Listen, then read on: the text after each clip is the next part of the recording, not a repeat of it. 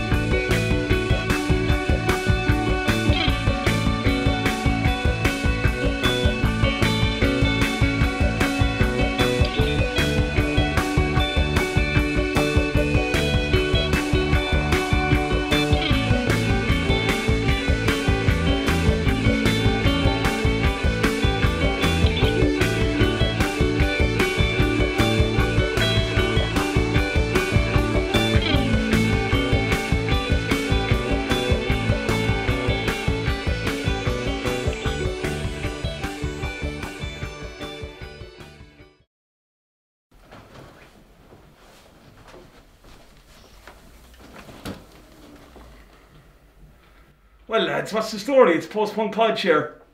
I'm on the run from the government at the moment. They exiled me out to a shed in Limerick Junction. They had me sealing and sending off brown envelopes for them because they found me squatting inside in town in the GPO. And Jesus, it's been fairly stressful, you know, just trying to get away from them. My psychologist, Dr. Asparagus Montague, I mean, he's currently a member of the band now because they were doing weird stuff to me, man. They were using Clockwork Orange like treatment on me, and they were like injecting Whacker's Punch into my eyeball, which is actually a mixture of fairy liquid and poachine. And they were trying to get me to denounce post and punk, give it all up, and trying to bring me back into society, you know, to work for the RT Concert Orchestra, looking after their instruments. But I'm not going to stand for that, you know what I mean? Things have to be said about corruption. Things have to be said about deception. Things have to be said about what's going on in the world around us. Give a man a mask and he'll tell you the truth. My name is Dr. Asparagus Montague. I graduated with 7 degrees in psychiatry from Trinity College, Limerick. I specialised in a range of disorders generally affecting young men, ranging from anger to intensive excitement, excessive masturbation, obsessions with peas, all sorts really. And yes, I have a very, very deep background in every kind of mental disorder. Well, I was called in to capture Podge, and he was running around quite a while in the GPO once upon a time.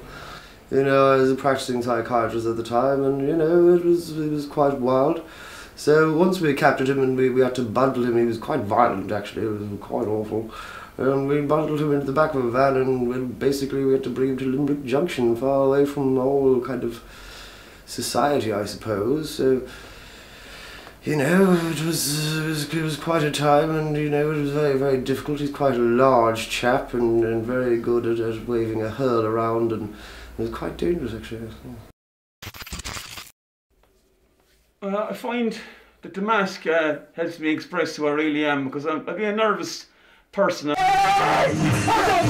I'd find it hard to get up in front of a crowd and, you know, do it without the mask, to be honest. It helps me express the things I want to say, you know, that I'd be able to say them without it, but I wouldn't have the same confidence, I feel, you know.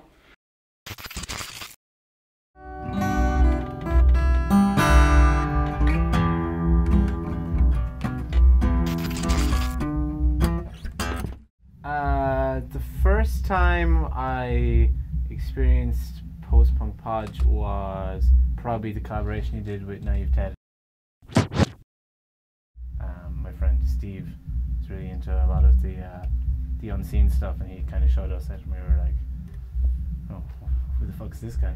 I got lost in the post in 1985. I just remember Podge coming like screaming up the back of the room with a communion bell and a cape on. So that was like my first face-to-face experience with the beast. Absolutely. I get to jump up and down, I get to shout and scream quite a lot, which is very primal experience, you know. You really get to shout quite a lot. And often quite inflammatory statements, which are quite modest, to be honest. And who wouldn't like to kick against the pricks? That's because it's one of the songs, you see. Very nice, very nice. And sometimes the lyrics come first and sometimes the music comes first. So like, I'll sample a beat and I might have a bass, I might jam over it and I'll find a bass line in it and I'll loop that. I suppose I'm not trying to be overtly political, I'm talking fairly general in the songs. I mean, there's a huge influence from the band Crass in terms of the lyrics, and they always said that there is no authority but yourself, that you are your own person, like, do you know what I mean? That the government and religion and all this, it doesn't have control over you. It only has if you want it to be. So there's a line in the song, Kick Against the Pricks, that goes, there's no authority, no religion, no class system that defines who we are or how we are judged. They are imagined divisions that cause hatred and war. Don't be conned into believing in this form of control.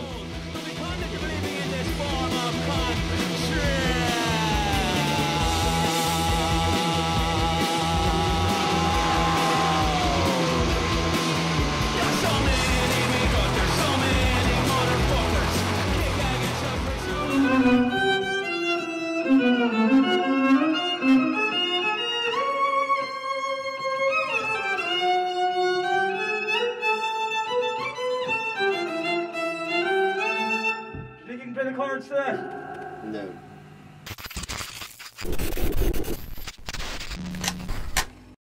You look at Limerick 5 years ago, 2012, it was in a kind of a dark kind of place. I mean, it's still, there's a lot of places closed up in town, there's still a lot of urban renewal that just hasn't worked, but it seems to be rising out of the ashes at the moment. But it definitely produces this sort of creativity because there's not a whole lot else to do, do you know what I mean? The weather isn't great outside, we've no beach. It definitely pushed me, like, I mean, I'm not a young fella now, but I mean, it definitely pushed me when I was younger. I mean, it was a form of escape for me from difficulties, personal difficulties, or the world around me, or what I was going through. I mean, I found punk a great way of expressing my anger and expressing my frustrations, you know. It happens in waves. Sometimes you just be writing lyrics and it'll just all come in one go, just not thinking about it too much. Two of the songs came like that, and then another song was more like reading like about philosophy and taking that on board, and kind of how can I take a title of like a philosophical reading, which was Culture of Mass Deception. So I took that title and I wrote about basically music myself, but also what's been going on with Anglo-Irish Bank and the banking situation in Ireland and what's been happening with that. Like, it's all ties into that song. It's mostly about Anglo-Irish Bank, and I'm very much pointing the finger at the names of bankers in the outro to the song. But it's I mean, it's going on at the moment, and I know people that are directly affected by this. Like, I've seen how this has affected their lives, and I feel I'm expressing my anger at that. I'm not saying it's everyone's anger, but I'm talking to other people and I see a lot of people that feel the same way. So that's why I'm writing this song. And I mean, there's nothing I can say in a song, I feel, that is worse than the actions of these people, and that is the point of the EP. Like, that's why it's called Kick Against the Pricks.